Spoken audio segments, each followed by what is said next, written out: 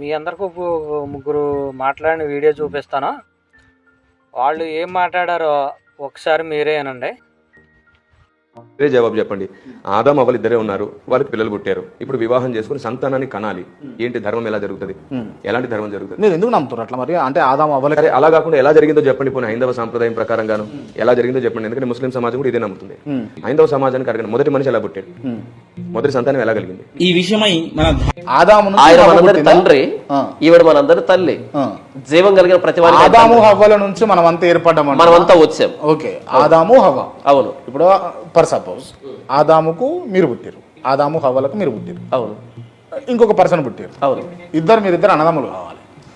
చెల్లె ఉంటే మీరిద్దరు అన్న చెల్లెలు కావాలి. అవును, అవుతాం. ఇప్పుడు ఇంత పెద్ద సృష్టిలా, వేల కోట్ల జనాభా ఉన్నటువంటి, లక్షల కోట్ల జనాభా ఉన్నటువంటి సృష్టిలా ఈ బావ, బొమ్మర్ది, అక్క, చెల్లె, తమ్ముడు ఇవన్నీ ఎట్లా ఏర్పడ్డాయి? యేసుక్రీస్తు వారు నిజంగా ఈ సమాజానికి పనికిరాని ఒక తప్పుడు మాటను నేర్పించాడు అని ఒక్క మాట బైబిల్లో, ఈ దేశంలో కాశ్మీర్ నుంచి కన్యాకుమారి వరకు, అరేబియా సముద్రం నుంచి బంగాళాఖాతం వరకు ఏ సన్నాసైనా చూపిస్తే బైబిల్ వదిలేస్తాను రా నేను. It's an open challenge.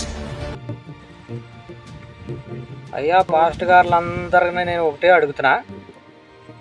యేసు ప్రభు ఆదామును ఒక్కడనే పుట్టిస్తే, ఆదామును ఒక్కడనే సృష్టించాడని చెప్తున్నారు కదా. ఆదామును ఒక్కడనే సృష్టిస్తే ఆదాముకి ఎంతమంది పిల్లలు? ఆ ఆదాముకు పుట్టిన పిల్లలు ఆడవాళ్ళు ఎంతమంది, మగవాళ్ళు ఎంతమంది? వాళ్ళు పిల్లలు, ఆదాము గారి పిల్లలు ఎవరిని పెళ్లి చేసుకున్నారు? సంతానం ఎట్లా వచ్చింది వాళ్ళకి? ఎవరిని చేసుకున్నారు? ఈ విషయం ఎవరికన్నా తెలుసా? యేసు ప్రభు ఆదామును సృష్టించాడు, ఆదాము ద్వారా వచ్చిన మనుషులు మనమంతా అని పిచ్చి మాటలు చెప్పి జనాలు మోసం చేసి దశమ భాగాలు ఇవ్వండి, దశమ భాగాలు ఇస్తే మీ ఆరోగ్యాలు బాగుంటాయి, లేకపోతే మీ వ్యాపారాలు బాగుంటాయి, వ్యవసాయాలు బాగుంటాయి అని చెప్పి మీరు ఎటువంటి పాపం చేసినా పర్వాలేదు, దశమ భాగాలతో కానుకలతో ఇచ్చినందుకు యేసు ప్రభు సర్పతో శుభ్రంగా కడిగేస్తాడు, మీ పాపాలను తీసేస్తాడని మీరు చెప్పే మూర్ఖపు మాటల వల్ల అనేక మంది ప్రజలు, లక్షల్లో ప్రజలు లాసిపోతున్నారు. వేలల్లో కుటుంబాలు నాశనం అయిపోతున్నాయి.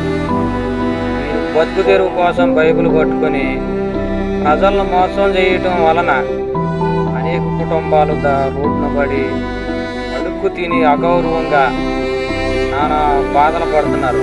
ఇలాంటి ప్రసంగాలు మానేసి